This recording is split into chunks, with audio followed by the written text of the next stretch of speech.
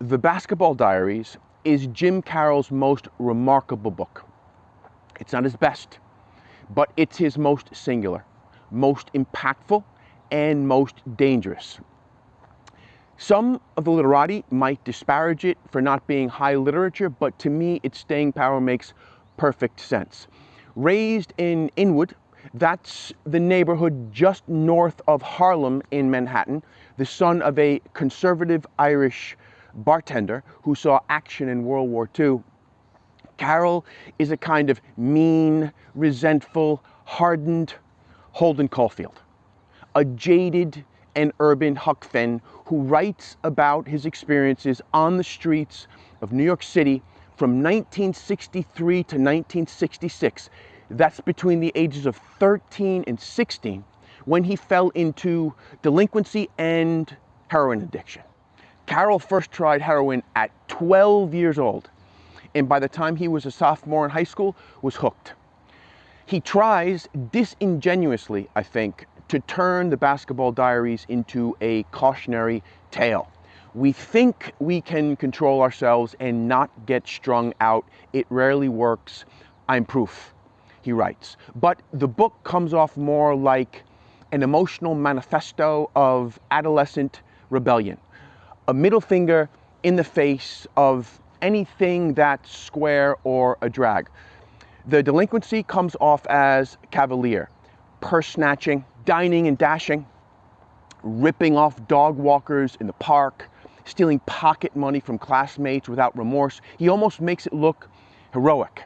We've mastered the life of doing nothing, which when you think about it may be the hardest thing of all to do. Or check out this philosophy of life. To look good while doing something is as important as doing it good. And combine both and you got it made. He aspires to the presence of a cheetah rather than a chimp, both on the basketball court and on the streets. Very little basketball in the book. Really, he just tells us how good he is. Mostly, he and his crew make their mischief in response to dysfunction in their households and what Carroll describes as A-bomb paranoia. This isn't really shown. It's more just alluded to. What I'm going to say now is not going to sound like high praise, but it is. I think the Basketball Diaries is powerful and convincing enough to lead a susceptible young reader down the wrong path. It's a book written by an adolescent, or at least by Jim Carroll recreating the voice of his adolescent self for adolescents, which could be detrimental to adolescents, a bad influence, because of the coolness and charisma on the page. The casual sex, well described, the cockiness, the squandering of potential just because he wants to feel pure. Even when it gets seedy, when he's having kinky sex with gay men for drug money or sharing needles, the sordidness is glossed over by a kind of cynical humor and heroic sadness. The book came out in 1978 when Carroll was 27, but its cult following became a massive cult following thanks to the film, directed by Scott Kalvert and starring Leonardo DiCaprio and Mark Wahlberg. I have not seen the film, but I've heard that there is a slow motion dream sequence in it in which the Carroll character, played by DiCaprio, fantasizes about shooting up his class with a machine gun while his friends cheer him on. Some people say that the film might have inspired school shootings. The most famous and perhaps seminal of school shootings, the Columbine massacre, took place in 1999. That's 4 years after the film was released in 1995. The scene comes from two scenes in the book that are similar but much more muted. Nothing slow motion about them, no friends cheering him on. And so, if that scene that I've described in the film is accurate, then I think Kalvert really overplayed it. I think he sensationalized it and misrepresented the book.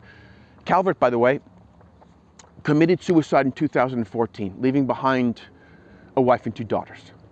Here's why I won't see the film. Because film can't do what literature does best, which is to get inside of characters' heads. And that's Carroll's great accomplishment. We get to see the world through the eyes of a troubled and defiant teen without filter. The book contains, for instance, the best scene of male masturbation that I have ever read. On a tar rooftop, almost as if Carroll were making love to the night sky. There is no way a film could do that scene justice. Not even a little bit. Or many other scenes in the book. Just a solid try would not be permitted because of sexual content restrictions. As I mentioned earlier, there will be the stuffy literary types who will want to dismiss the Basketball Diaries as minor literature at best. And perhaps it is minor. I mean, we're not talking about Tolstoy here. Carroll will confirm 11 years later in the author's note to Forced Entries, the Downtown Diaries, 1971 to 1973, that's the sequel to the Basketball Diaries, that he embellished, that he fictionalized, that he rearranged reality. Nonetheless, the book is presented chronologically in diary entries. And so its detractors will say that it lacks a sophisticated narrative structure. And it's true that it doesn't have a set of interacting characters. It doesn't have a variety of points of view. It doesn't have narrative surprises. It doesn't have twists and turns of plot. It doesn't even really have character development.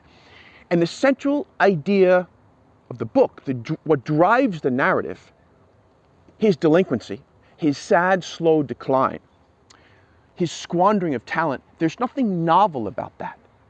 And yet, despite all that, the book has an intensity and vitality that most readers pick up on, and which most literary writers, regardless of their skill and studied craft, cannot produce in their own work. To give you all an example of Carroll's intensity and vitality, I am going to read to you now that masturbation scene. Bring on the censors, YouTube, bring them on. Spring '64. I did it again tonight after the rest of them had all fallen far asleep. My family, that is. I've been doing it for the past week or so every time I can get some excuse to stay up late, wait, and soft shoe it out. Tonight, I just stuck it out in bed, radared the scene, and slipped into some baggy jeans, a t-shirt, stayed barefoot, and went out and up. Up is my roof. And what I do is simply take off all my clothes, stand around a while, a totally naked young boy, stare into the star machine, and jerk myself off. Is it strange? Maybe. But it's certainly the most beautiful and exciting way of masturbating I've experienced since I first began my steady practice of the art when I was just turning 12. I guess that's almost a year and a half ago now. Time sure flies when you're young and pulling off a lot. I love it this way. My feet bare against the tar, which is soft from the summer heat, the slight breeze that runs across your entire body. The breezes always seem to hit strongest against my crotch, and you feel an incredible power being naked under a dome of stars while a giant city is dressed in dodging cars all around you 5 flights down. I guess it has to do with the incredible sexiness of the whole thing. The idea that someone else might pop through the roof door and snag you any second. The possibility of being caught in a situation where there is no possibility of explaining yourself is what is the real turn on, or that someone is or might be spying on you all the while without a trace. I got the idea about 2 weeks ago when I was innocently watching a fire down the street from the roof, and I noticed in a top floor window of the building next door a girl about 18 and juicy standing in front of a huge bedroom mirror, naked and playing with herself. I came in my new gray school pants before I could even get the zipper down and take it out. Needless to mention, I spent the entire weekend nights on that same spot, and I eventually got to know her and her pleasures very well in my own little way. She's in her bed a lot, doing the naked bookworm scene. So after a week of this, I decided it would be fun to be on equal terms with her, and I got raw, and it turned into a whole new experience, and a very nice one too. Now she and I have fallen apart. You might say I got tired of her. I mean, I hardly throw a glance to her window anymore. It's just better under the big ceiling, and it's much more than sex. In fact, I don't even really think about anything while I'm in the process of the actual tugging, least of all going into any of the heavy sex fantasies I have to resort to indoors. It's just me and my own naked self and the stars breathing down, and it's beautiful.